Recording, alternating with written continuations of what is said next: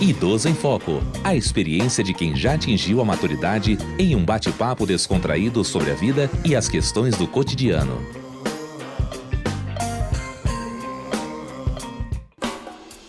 Olá, eu sou Diva Pérez. E eu sou Débora Coleman e começa agora o Idoso em Foco. Conforme a terceira idade vai se aproximando, é muito comum que os idosos comecem a ter episódios de queda com mais frequência.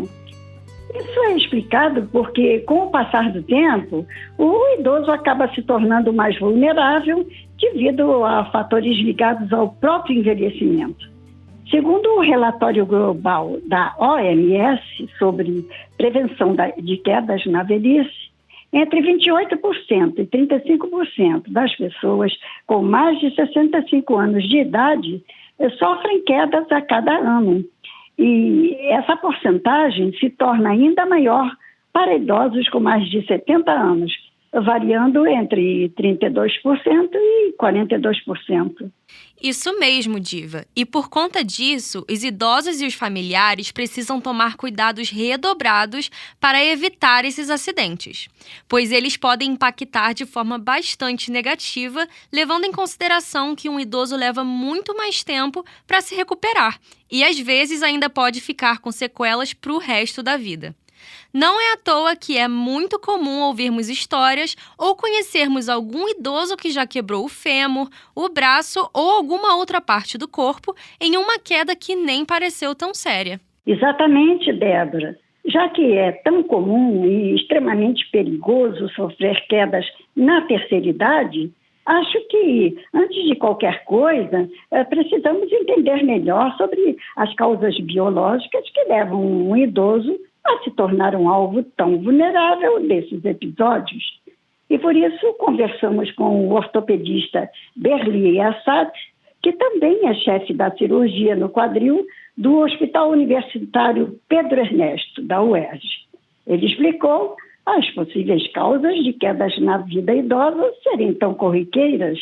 O idoso, sem dúvida alguma, ele sofre muito mais com as quedas. Em função dele ter um déficit de musculatura muito maior, ele perde massa muscular, ele perde massa óssea, ele tem uma dificuldade muito grande de se reabilitar, de retomar a vida normal dele após uma queda. Além disso, em associação pode ter a chamada neuropatia periférica, que é o acometimento dos nervos dos braços e das pernas, que na maior parte das vezes é secundário ao diabetes. Então, a gente tem uma dificuldade muito grande para reabilitar. Fora os inúmeros pacientes que têm uma dificuldade cognitiva, dificuldade de estar compreendendo as coisas em função de doenças neurológicas, tais como o Parkinson e a doença de Alzheimer. Além disso, quedas muito frequentes podem indicar até algo mais grave do que somente o fator do envelhecimento. Por exemplo, alguma doença que ainda não foi descoberta ou algo do tipo. Por isso, é muito importante que o idoso e a família estejam sempre atentos aos indicativos. Esse é um ótimo ponto. E como falamos antes, Débora, ainda segundo o relatório da OMS, aqueles que caem mais de uma vez tem cerca de 3 vezes mais chances de cair de novo. Então, todo cuidado é pouco. Outro dado surpreendente e muito importante que precisamos levar em consideração é que as quedas correspondem a 40% de todas as mortes relacionadas a algum tipo de ferimento acidental em todo o mundo. Então, realmente, Diva, todo cuidado é pouco. Exatamente, Débora. E levando em consideração que os idosos enfrentam muito mais dificuldades em se recuperar após uma queda, o ortopedista Berlie Assad esclareceu o porquê isso acontece do ponto de vista da medicina.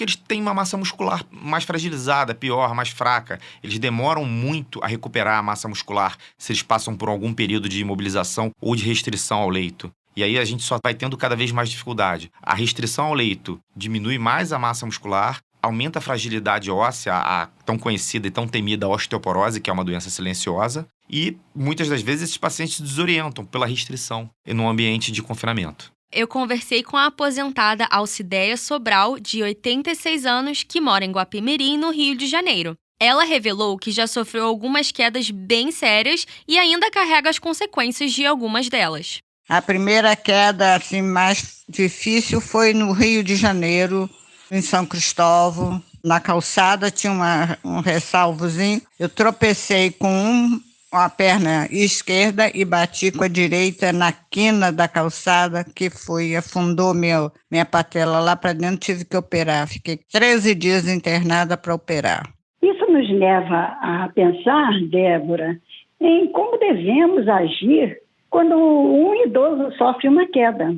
É muito comum que a família fique sem saber o que fazer e muitas vezes até se desespere. Mas nesses momentos, o importante é manter a calma e agir de forma consciente para ajudar o idoso. Exatamente, Diva. Manter a calma nessas horas é essencial para que o idoso seja socorrido e levado ao pronto-socorro se necessário. O médico ortopedista Berlier Assad também me ajudou a entender sobre como proceder quando o idoso sofre uma queda. E acho importante que, principalmente aqueles que têm contato com alguém da terceira idade, estejam bem informados em caso de algum acidente. Primeiro, a gente tem que ver se esse idoso está orientado ou não. Se ele está orientado, ótimo. A gente vai fazer as primeiras perguntas. Bateu com a cabeça? Está sentindo dor em algum lugar?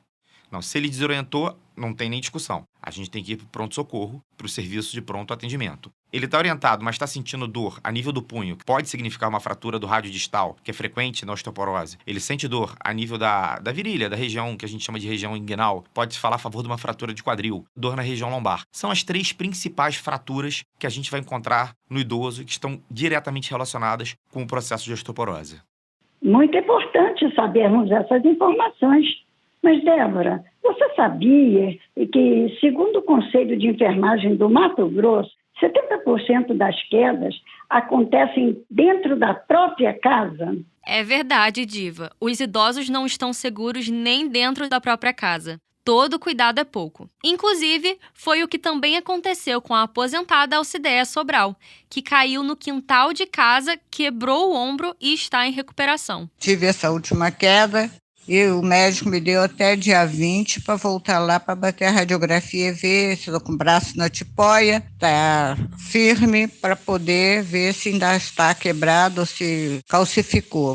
Bem, acho que podemos chegar à conclusão que a melhor forma de combater os problemas causados pelas quedas é prevenindo. Com certeza, Diva. E já que a maioria das quedas acontecem dentro da própria casa, nada melhor do que fazer as adaptações necessárias para evitar qualquer tipo de acidente. Exatamente, Débora. É muito importante levar em consideração a disposição dos móveis, evitar tapetes, instalar barras de segurança do chuveiro e iluminar bastante os ambientes. Essas medidas podem garantir uma vida mais segura aos idosos. Mas, Débora, o nosso programa já chegou ao fim e foi um prazer imenso bater esse papo com você. O prazer foi todo meu, Diva. E aos nossos ouvintes, muito obrigada pela audiência e até o próximo Idoso em Foco. Idoso em Foco. Produção Rádio Erge. Realização Centro de Tecnologia Educacional CTE.